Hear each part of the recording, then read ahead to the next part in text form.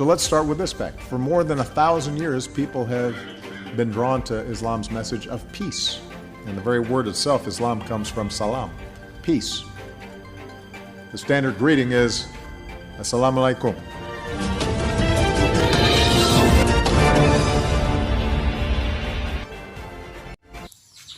Assalamualaikum warahmatullahi wabarakatuh. Apa kabar sahabat emisi Official TV? Pagi ini saya ingin mengajak saudara sekalian untuk menyaksikan pidato mantan Presiden Amerika Serikat Barack Obama. Pidato ini bagi saya menggambarkan esensi Islam yang sesungguhnya. Barack Obama menyampaikan ternyata di Amerika Serikat kontribusi umat Islam sangat luar biasa, memberikan manfaat bagi kehidupan manusia di negara itu. Ini patut menjadi renungan kita sebagai umat Islam, dan kontribusi itu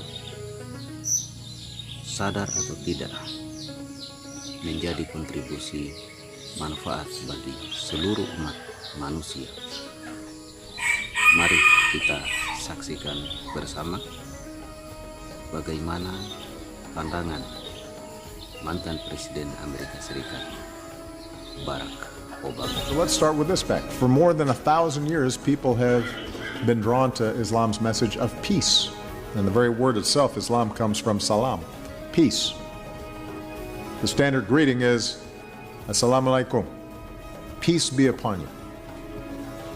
And like so many faiths, Islam is rooted in a commitment to compassion and mercy and justice and charity. Whoever wants to enter paradise, the Prophet Muhammad taught, let him treat people the way he would love to be treated.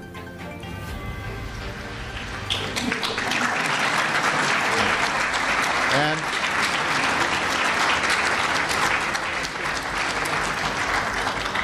for Christians like myself, I'm assuming that sounds familiar.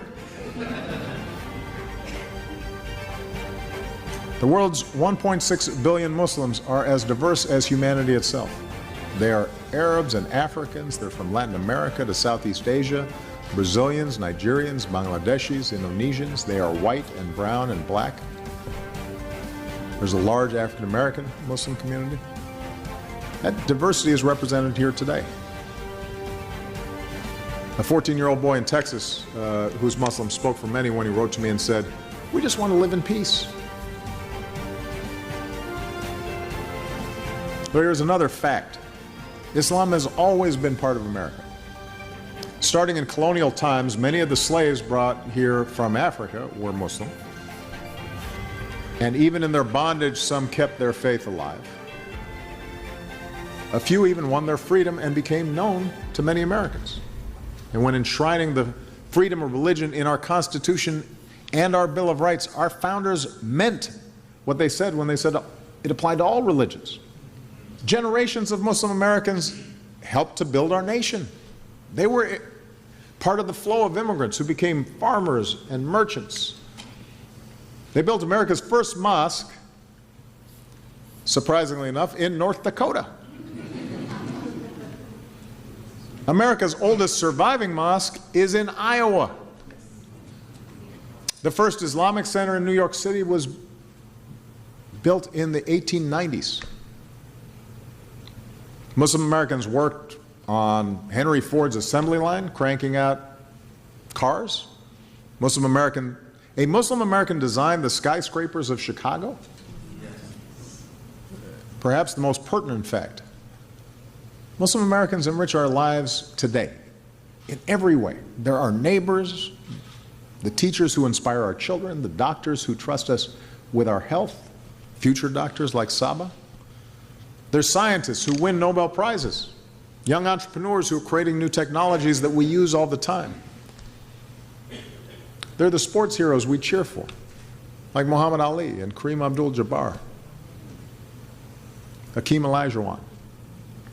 And by the way, when Team USA marches into the next Olympics, one of the Americans waving the red, white, and blue will be a fencing champion wearing her hijab. Ibtihaj Muhammad, who is here today, stand up. Come on, let me... There you go.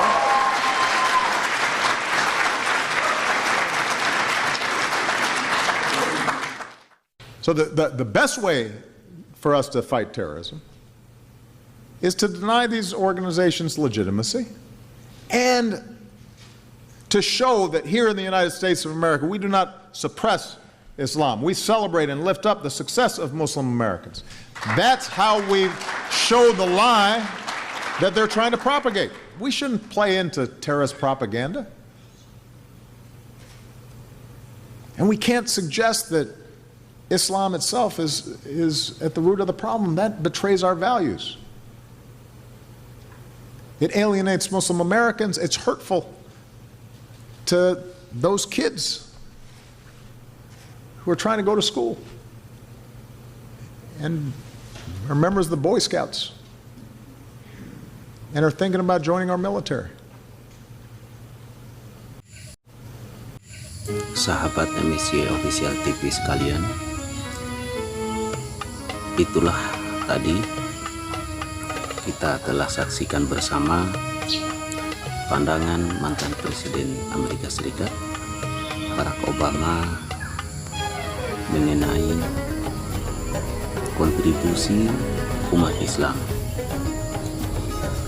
Mungkin kita selayaknya merenungi dan mendalami diri kita sebagai umat Islam.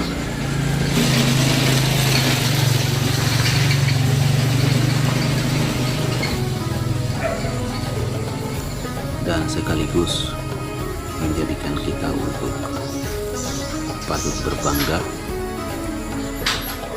Juga bagi saya ini merupakan koreksi pada hal-hal yang mungkin saja kita sebagai umat Islam ada hal-hal yang patut kita koreksi. Semoga bermanfaat. Assalamualaikum warahmatullahi wabarakatuh.